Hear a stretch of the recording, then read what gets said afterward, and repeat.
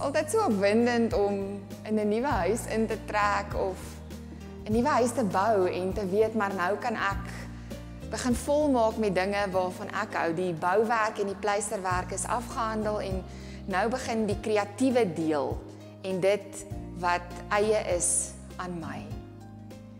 Jesus sê vir ons dat ons liggame en ons lewens eintlik ook maar soos 'n nuwe gebou is, 'n gebou wat hy geskaap het, 'n gebou wat hy aan mekaar gewewe het deur sy hande.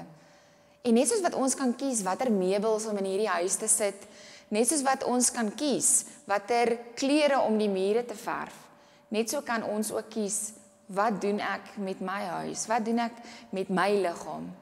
Galasiërs 5:22 sê vir ons, die vrugte van die Gees is liefde, vreugde, vrede, geduld, vriendelikheid, goedheid, getrouheid, nederigheid en selfbeheersing. En wanneer ons dit deel maak van ons lewens, wanneer ons lewens so begin inkleer en dit begin volmaak in ons harte, dan sal ons 'n pragtige woning wees waarop nie net ander mense trots sal wees nie, maar veral ook die Here.